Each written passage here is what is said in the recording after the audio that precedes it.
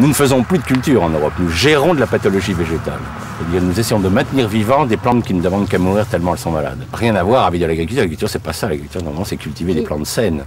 On ne mettait pas un pesticide en 1950 sur les blés en Europe. Il n'y avait pas un traitement fongique qui était appliqué. Maintenant, c'est au moins 3-4. Sinon, le blé, il est pourri avant d'arriver dans le silo. Donc il y a quand même une énorme différence, si vous voulez, au niveau... Mais ça se voit pas, parce que comme on a balancé les produits, il tient le blé, il est bien.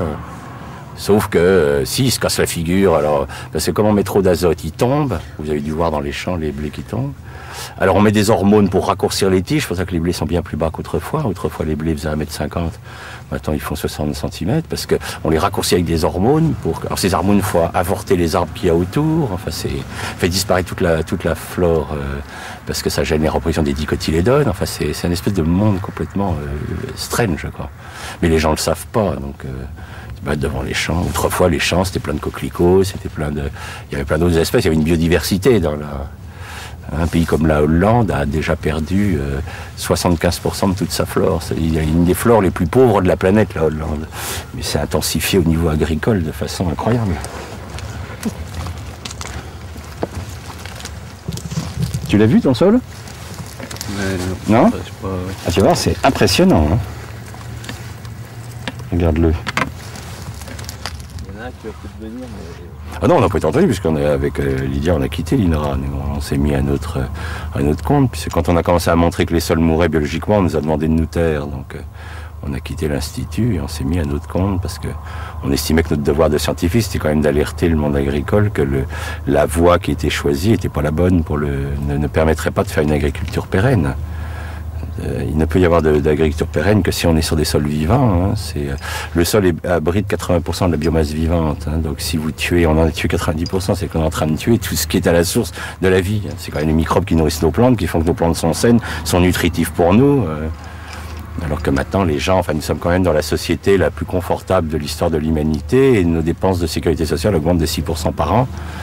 Il y a quand même des questions à se poser, quoi. Est-ce que les gens sont si bien nourris que ça pour être aussi malades ? Alors, le problème, c'est qu'effectivement, l'argumentation, c'est oui, mais regardez, ils vivent de plus en plus longtemps. Bien sûr, les gens qui en ce moment ont 80 ans n'ont pas connu l'agriculture chimique avant l'âge de 50 ans, puisque c'est apparu dans les années 70. Donc, jusqu'à 50 ans, ils ont mangé... Moi, je suis encore gamin du lait de vache qui avait du goût de lait de vache.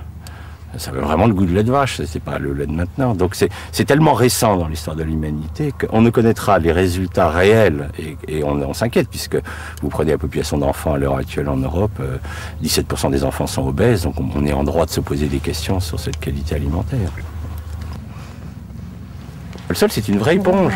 Donc, si je le gère mal, il est compact, il est serré, il se referme.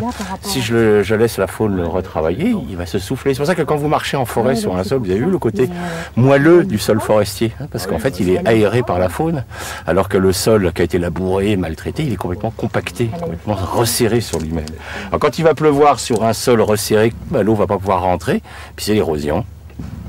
Mais c'est plus facile d'accuser la pluie d'être responsable de l'érosion, des inondations, que de dire que c'est un système agricole qui a provoqué, hein, puisque les inondations que nous avons en ce moment, hein, depuis 20 ans, nous traversons les années les plus sèches depuis 3000 ans dans l'histoire de l'Europe, et jamais il y a eu autant d'inondations. C'est-à-dire qu'on a inventé, avec l'agriculture intensive, les inondations en période sèche, ce qui est très fort, quoi. Et les écologistes, à l'heure actuelle, se posent la question de savoir à quel moment c'est l'humanité qui commencera à s'écrouler. C'est-à-dire pour le moment, on a détruit 90% de notre biodiversité en Europe, ça va encore pour nous. Donc les écologistes disent est-ce que c'est à 95% que le système va lâcher? Est-ce que c'est...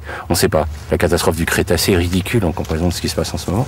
Mais ça meurt, puis les gens attendent, disent peut-être qu'un jour on va voir quand ça va péter, quoi.